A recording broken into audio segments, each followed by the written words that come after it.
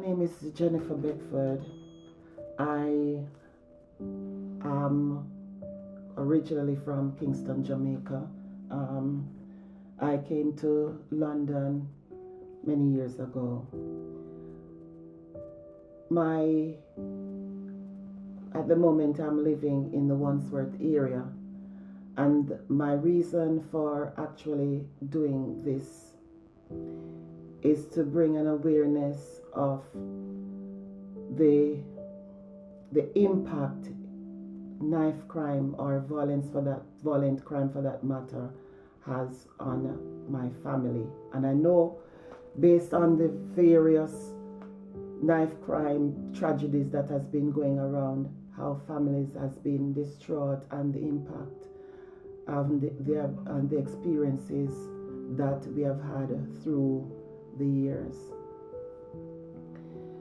The decision to do this documentary or video, as you may call it has not been an easy decision, but I thought to myself in discussion with my other family members that people needs to know the experiences that we have faced from the very beginning of the tragedy.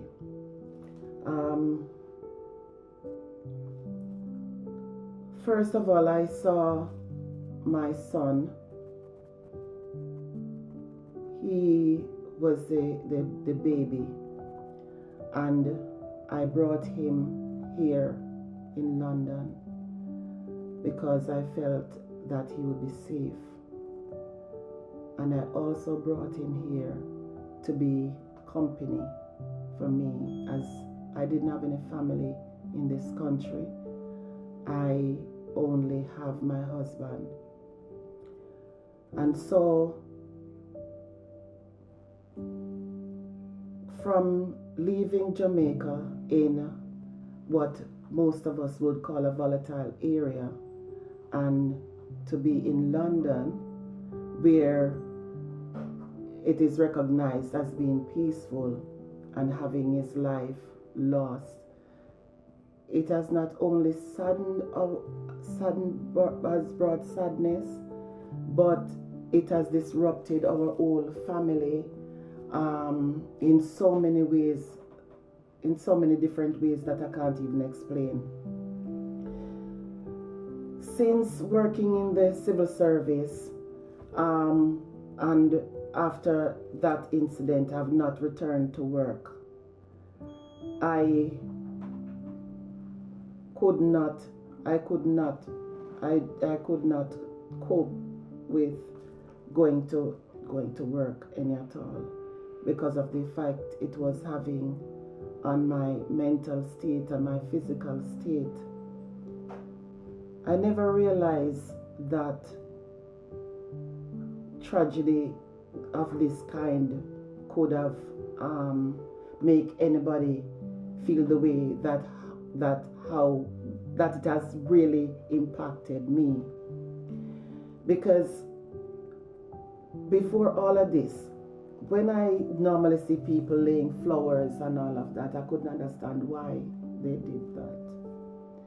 And I found myself in that situation, laying flowers.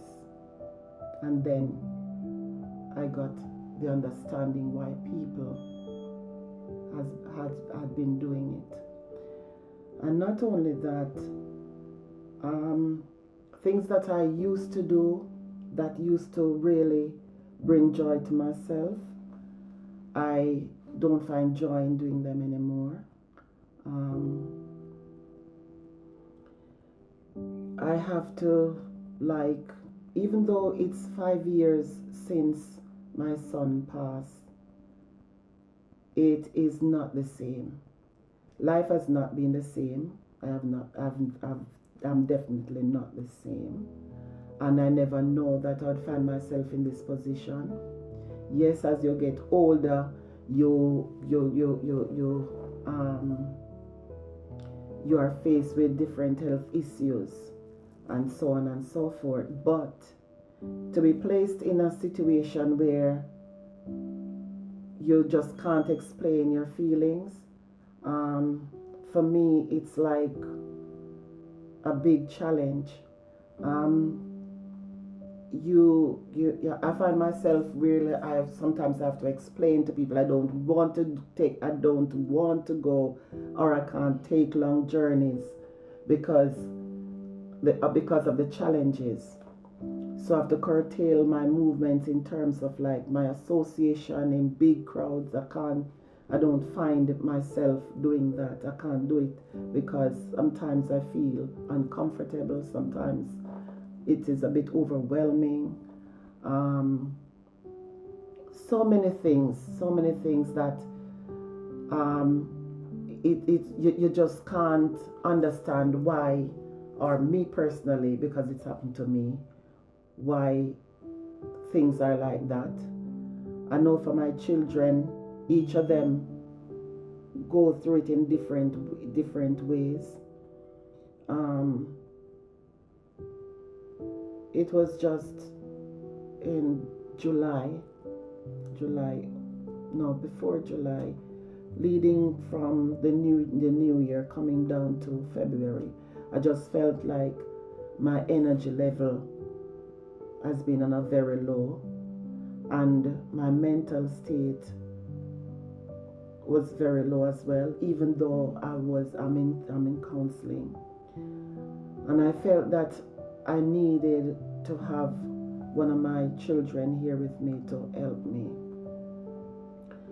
So even those things has been like a massive challenge on the experiences.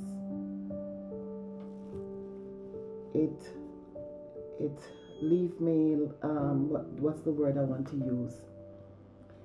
It's like my independence, my whole independence has been taken away. I've been robbed of it. I used to be very energetic. I could get up as early as 5 o'clock, and I can work straight through until after 12, and I can go to my bed 1 o'clock, 2 o'clock, and get up again early the next morning. 5 o'clock, I'm up, just have a couple hours of sleep. These days, all of that is completely taken away. These days, I have to go to bed late, and if I get up early, I have to go back to bed and try my best to have a bit of rest before and stay into the bed to get that bit of energy.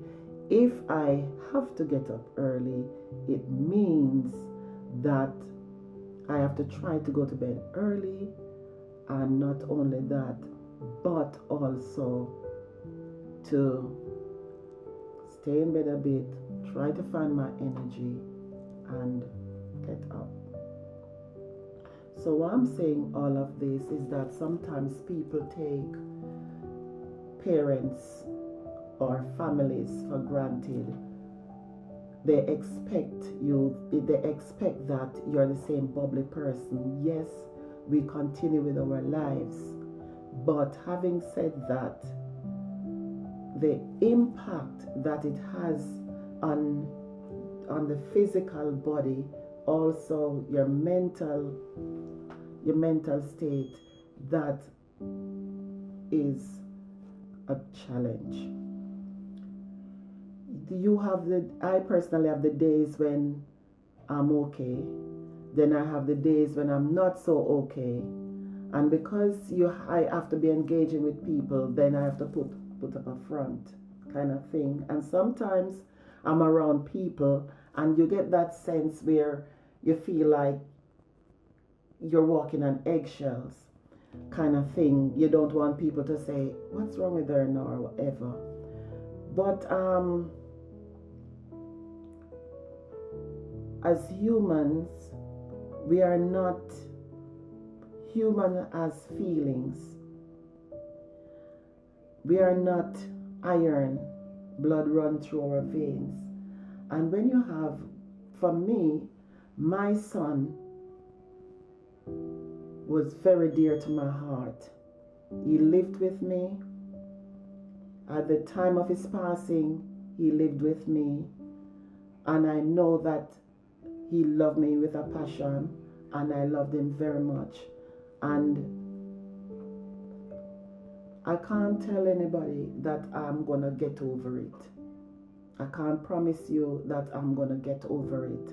Yes, through the journey, I take it one step at a time, and I might not be grieving every day, but I miss him, and that's a reality, because every day he would give me that smile. It doesn't matter what happened. Even sometimes when he gets on top of my nerves, you know, he wouldn't take it like mom, or give me that hostility look or so on. You make a frown and say, what's wrong, mom, or whatever. But most of all, I miss that caring ability about him and his smile. And just to know that he would come home. When I don't hear the key coming through the door and I'm expecting him, that is what I miss very, very much. No parent, no mother should bury their child, and especially if it is violently, especially if it is over nonsense, over foolishness.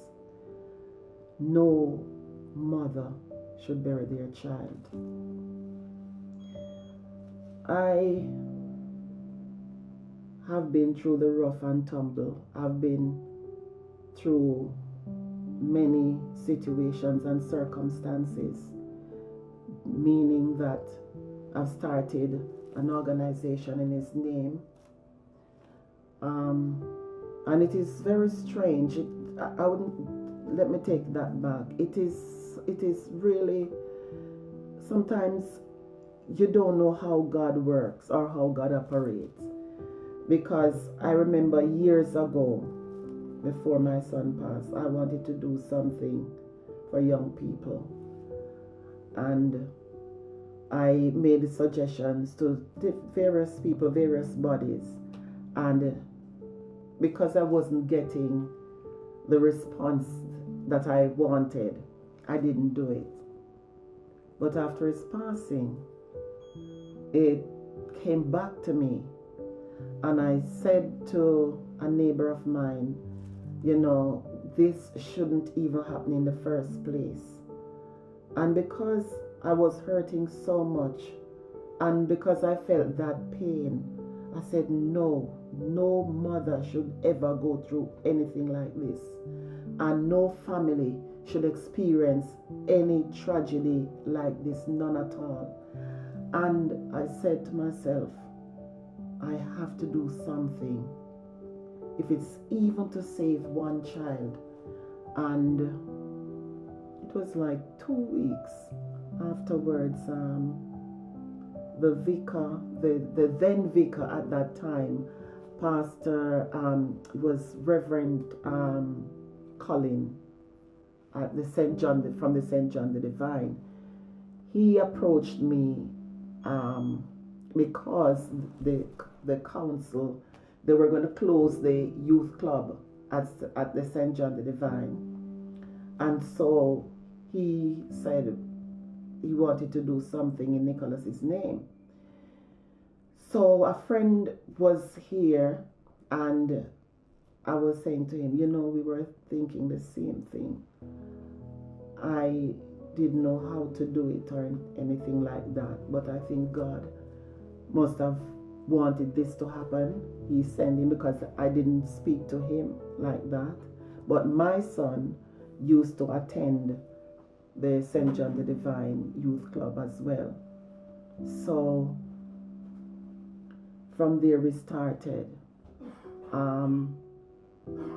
It has been a rough journey trying to make a positive impact in the lives of young people and families, trying to set up an organization where you have no knowledge, I hadn't had any previous training, no insight, no understanding how to set up an organization.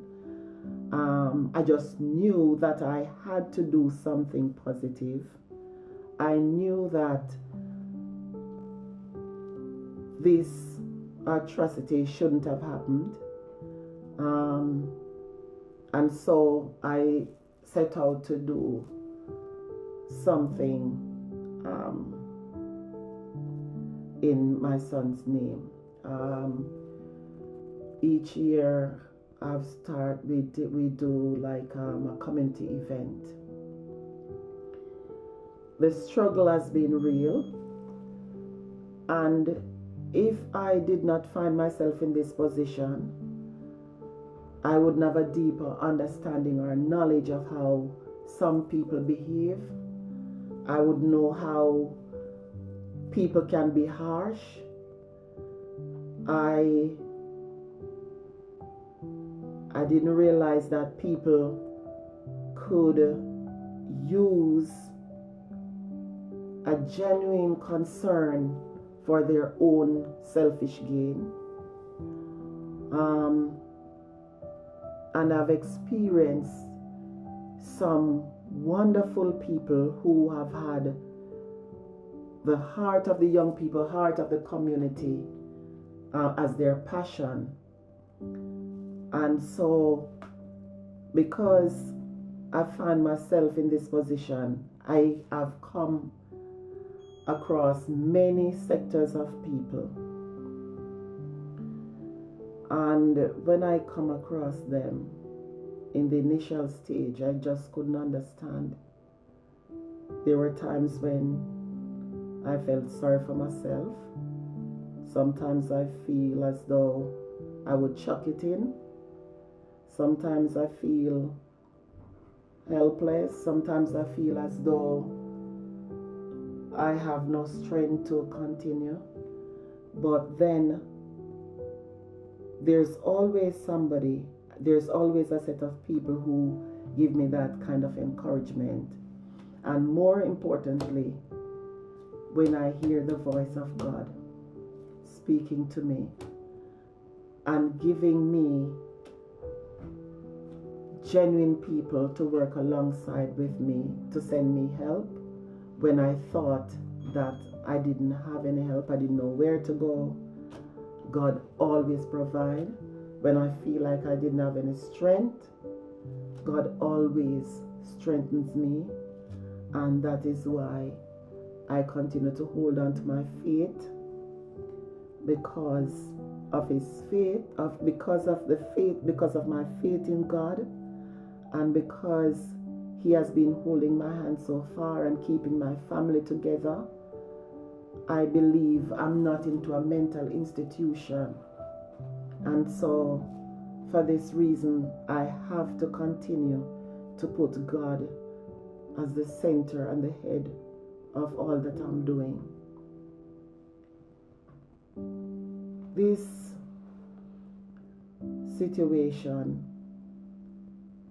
at first I didn't understand it, but as the months go by, the years go by, I begin to see things more clearly, and I begin to see people for who they really are. There are some lovely, good, kind, understanding people, and then you have got those who have got their own agenda, who I don't believe they have the young people at heart. I've seen on the estate where I live, I've been reaching out to various organizations for help, because when the incident happened, there were children, young people adults who witness, and I've been trying with the volunteers that have been with me to set up some kind of program on the estate. But because we don't have the resources we need, we've always come upon a stumbling block, or in one way or the other. But we continue to do the best that we can. Each year we try to have a community fun day on the estate. The objective of that, the aim is to bring the community together. So we find that people from various communities. So the community fun day, we have it yearly on the Henry Prince Estate. We find that this is when young people come together, the adults, the children, different cultures, everybody come together as one. You find people talking to each other. We have various activities. It's just like a oneness that it just brings the community alive again. People laughing and talking, sharing, and we're bringing the whole aspect of different culture, whereas children can choose from the different fun day activities. So we have had like events where at one point we had Black History Month celebration. We had young people performing from the various through their own experiences. Then they performed that as well, and to bring other young people and give them an insight and just to express themselves as well. The other thing is that makes this journey hard is when you don't actually have your family members in near. When I mean near, I mean like in the same country as you. For me, I miss my family because my other 3 children are living in Jamaica, and my husband and myself, we live alone. So it can be really challenging for the fact that we are not young people, we are getting in age, and sometimes you just need that other person, that other family member around. Somebody you can talk to, somebody can just call to know that they're there, and so forth,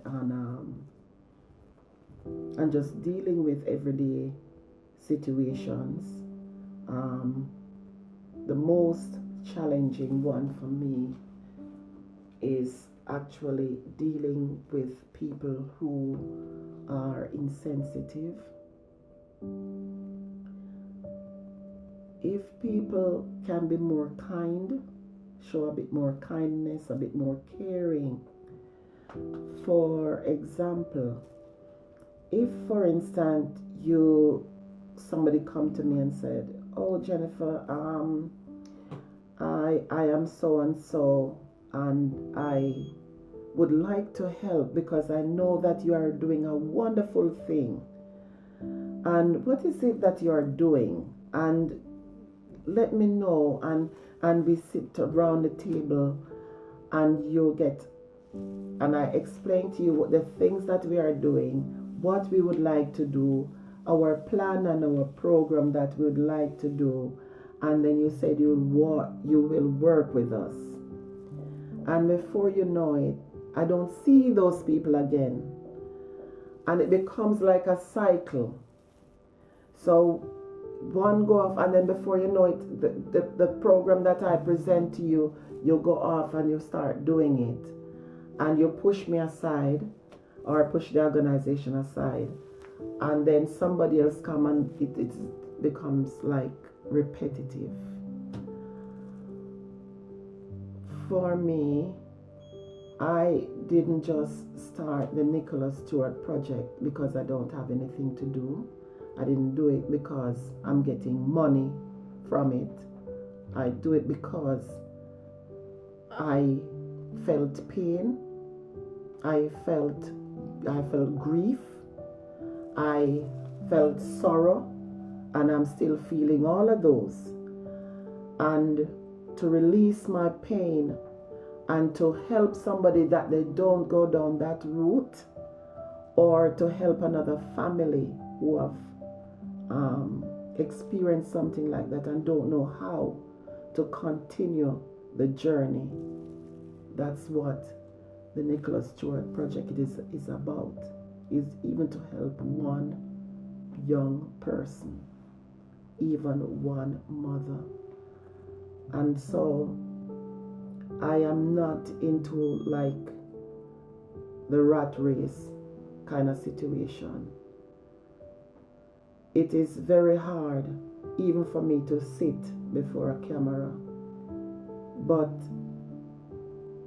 I think that this is something that needs to be highlighted, because I don't think that some people are aware that when they do these things, that the damage and the effect it has on a mother like myself, who set out to do programs to help somebody or to help young people and communities out of their pain. I did this, and I'm still doing it out of my pain, not because I see somebody else doing it, but something happened to me. Something happened to my son, and there's no way I can use his passing to exploit, to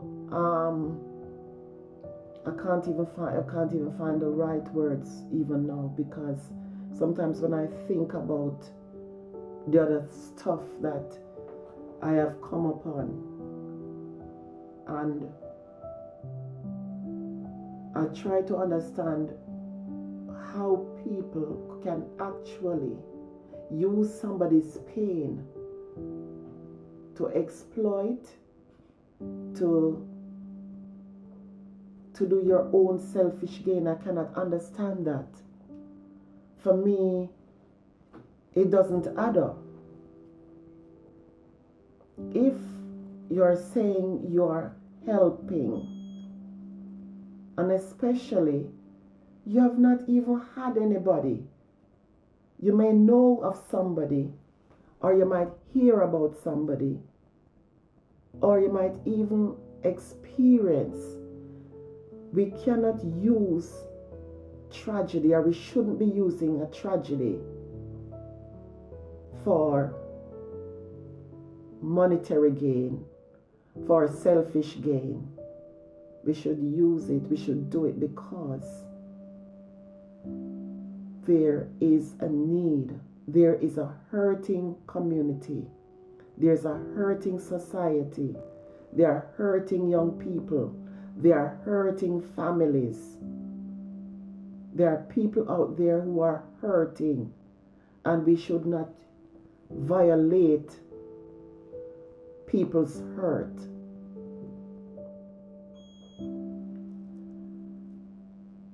I have come a long way, and it is through the help of God that I'm still standing.